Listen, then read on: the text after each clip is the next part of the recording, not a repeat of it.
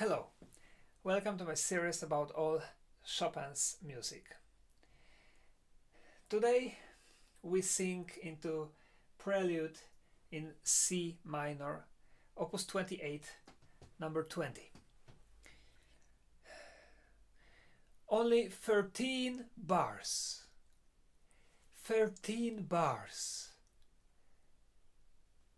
Seems like one phrase, one musical period. Well, it's a little more, and I will explain during this analysis. But 13 bars, but our feeling after listening to this is as if we listen to the whole symphony. At least I have this impression. The quantity of thoughts that are in my head when I play it and when I listen to it is huge. You know, George Sand wrote very beautiful words about this prelude. She wrote, a little ironically, but still very beautiful, that this very prelude gives more music than all the trumpets of Meyerbeer. Do you know who was Meyerbeer? Meyerbeer was a French opera composer. He was quite famous during Chopin's life. Here she writes, well, he liked to use brass instruments, in his operas. George Sand was... these are beautiful words. George Sand writes about her beloved Chopin. She was in love with this prelude. Even though it's so deep, heavy, sad, solemn. It sounds like a chorale.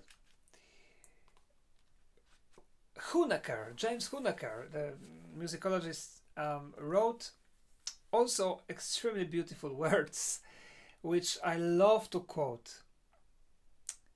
He wrote that in these 13 bars we have closed all the suffering of the whole nation. In these 13 bars, we have suffering of the whole nation. Polish nation in that case. Very beautiful. And true.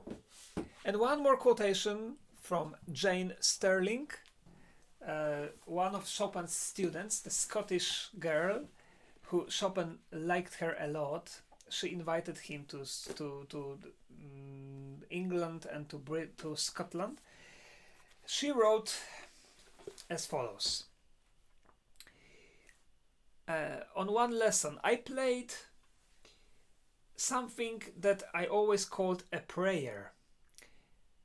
Prelude in C minor, number 20. When Chopin played this prelude to me, these chords were rather from heaven than from earth. And in these chords we had longing that reached eternity. Very beautiful and poetic words. Maybe that's why Chopin liked to talk with her, have conversations with her, and because maybe she was very poetic and rich inside person. Very beautiful words about very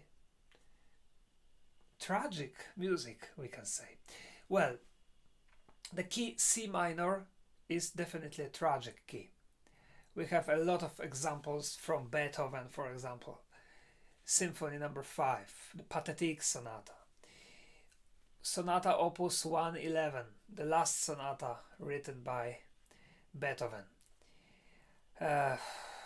What else do we have?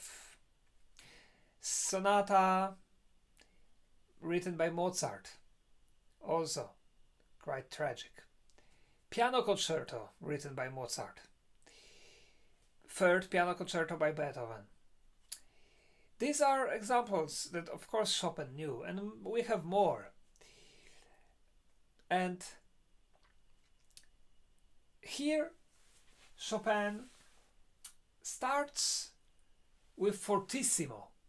So we immediately start on the top.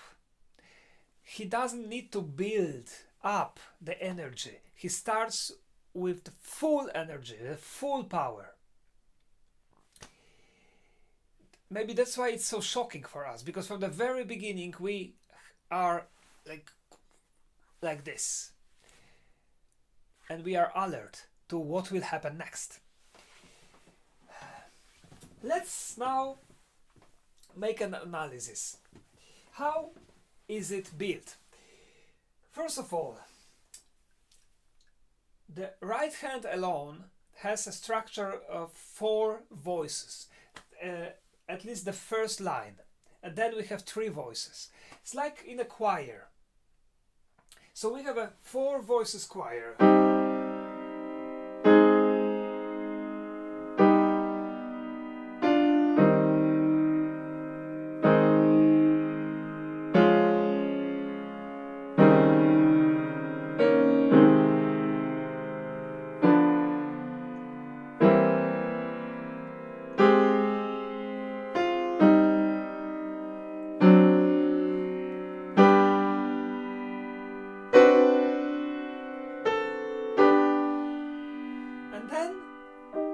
Voices choir. 1 voice is missing, and maybe this is like a woman's choir.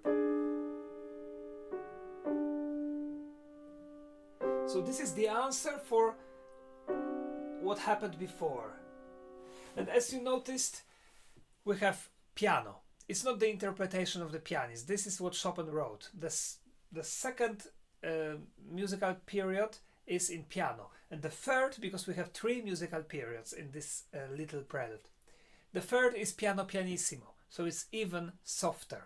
So everything is dying. We can say that the sound is dying, and when we think that everything will die and vanish, on the very last 2 bars, suddenly it's like a recreation, resurrection of the sound. We go up and we finish forte fortissimo, but we finish in C minor, so it's not really optimistic. Left hand is written as if it should be played on the pedal keyboard on an organ, church organ.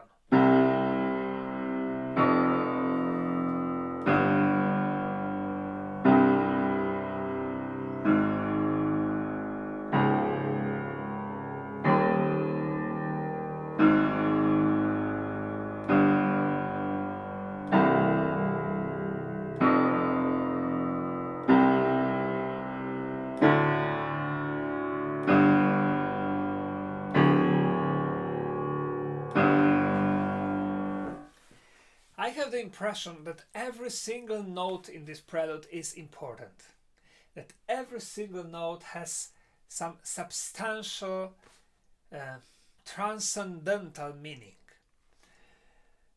That's how fantastic it is. So we can say that maybe the inspiration for Chopin was a church organ, or maybe the whole nation singing a hymn, or some chorale, or some prayer. But I personally can feel a deeply patriotic mood in this prelude. But now, when we go deeper into the analysis of the structure, we will discover something unbelievable.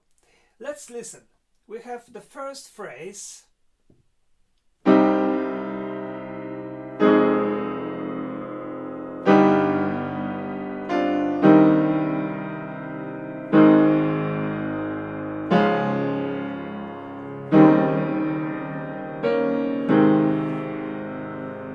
antecedent phrase, the first phrase, and it consists on two smaller phrases which are the same. Maybe you can hear it, but how is it constructed? We have at the beginning, of course, the very dark, tragic chord of C minor.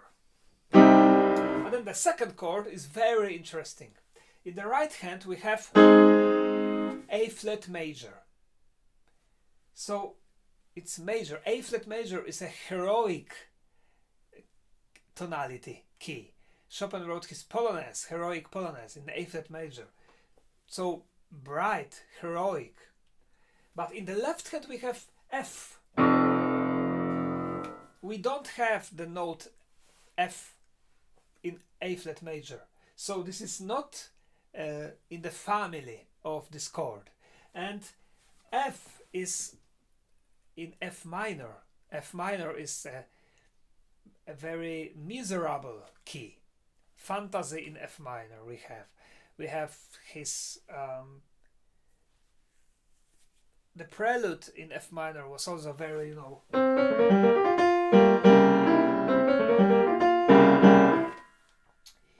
so together the mixture is explosive, we could say. I mean, the mixture is really special. We have the heroic right hand and tragic left hand, or miserable left hand. It's a little bit like a history of Poland. Chopin knew the history of older Poland. You know, Poland before, in 13th, 14th century, were a huge country, the biggest country in Europe. Of course, there was something to be proud of. And this proudness was important for Polish people, if you think about it, because they were in the process of regaining independence. So it was important to keep them feeling proud of being Polish and to never lose hope and power to fight for the independence. Fight in both diplomatic ways, but also in a war, right? So it was quite important. And here we have this kind of mixture of the heroic, like being proud A flat major with the F. And then the third chord, listen to the third chord. The third chord is like we are squeezing something. We have a huge tension here. And then this tension is released in C minor again. And this is the first bar, listen. C minor, then we have the mixture. Then we have squeezing energy, tension. And released. The second bar starts with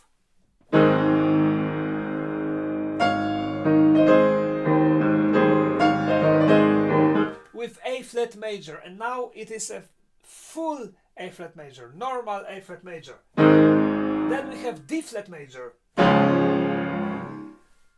Heroic, too, we feel it, we feel the power, we feel something heroic. I mean, our subconscious. Then we have the tension, we squeeze something.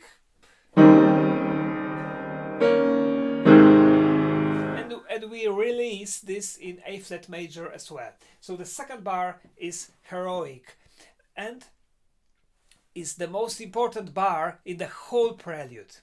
Why? You will see later. Then, this was the antecedent phrase. Then we have consequent phrase. And this phrase has one big crescendo, so we go even louder. And here we have a sequence of tensions. Very important. First tension, second, third, and then release. And then again, tension, tension, tension, and release. And this is the first musical period. Then we have the second musical period in piano. So this is the answer for the first. And it brings us the feeling of pain. For many reasons. First reason is the left hand. Left hand is simply has the scale, chromatic scale going down.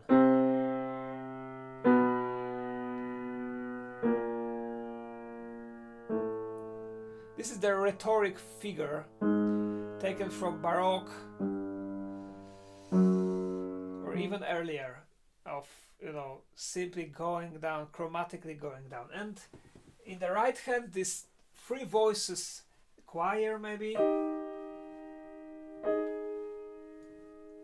full of tension, is singing some painful melody.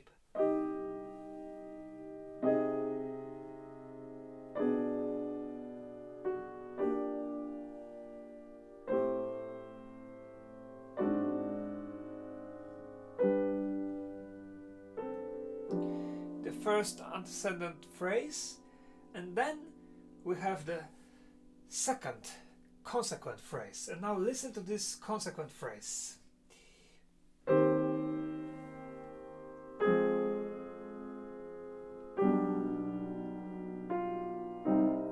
This is normal, but now the last bar is, listen, A flat major, D flat major. These two chords are exactly the same like in the second bar of the Prelude. So the heroic bar. So we come back to this heroic, well, this is the echo, remembrance of the heroic bar. But do you remember heroic bar? It ended also in major.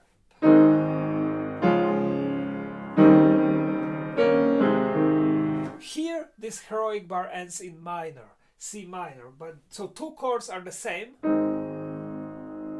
but then we have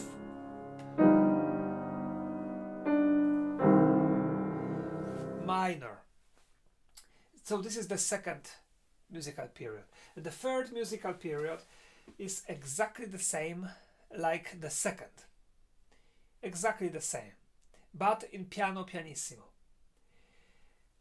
Only at the end, as I mentioned already, when we approach this heroic bar, we open. Chopin wants us to make a big crescendo and to finish forte. So we recreate the sound. The sound almost died.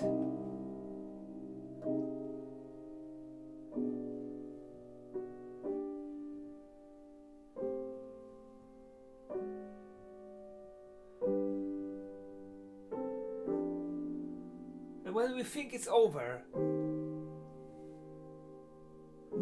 suddenly we feel it's approaching. It's approaching. Now heroic bar. More. And now ends in minor also.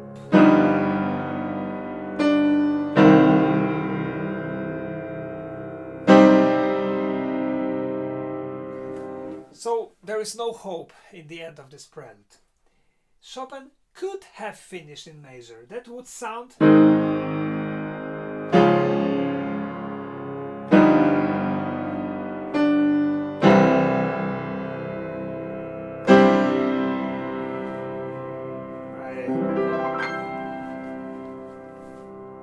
C major.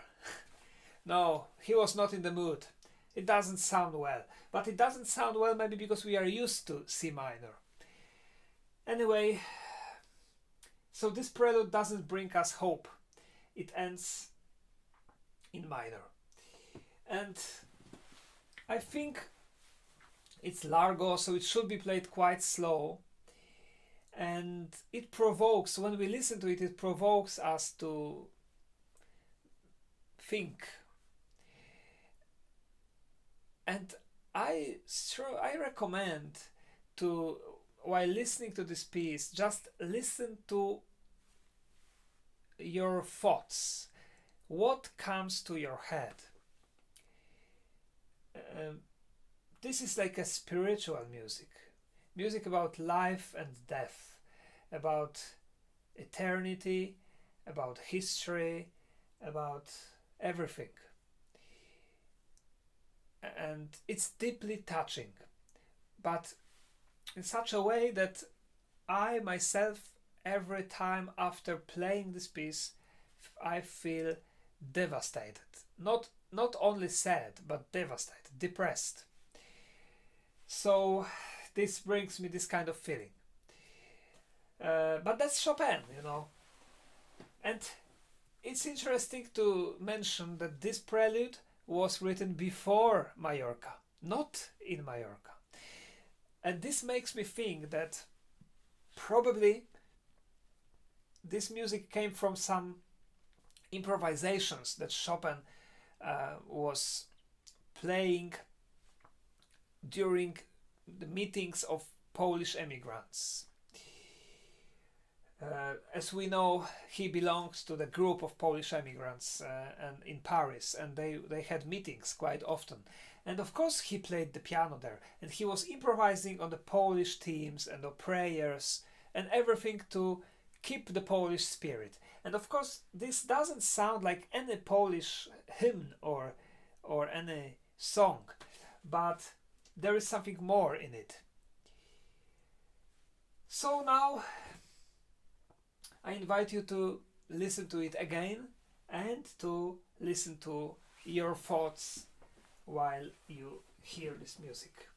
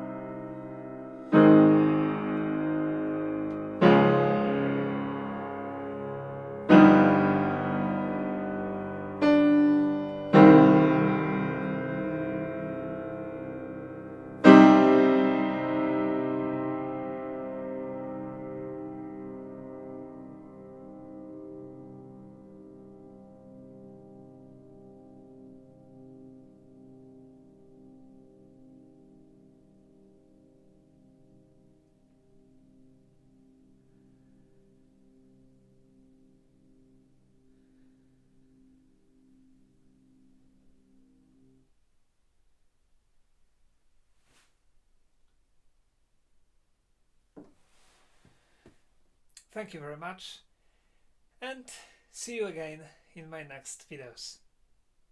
Bye bye.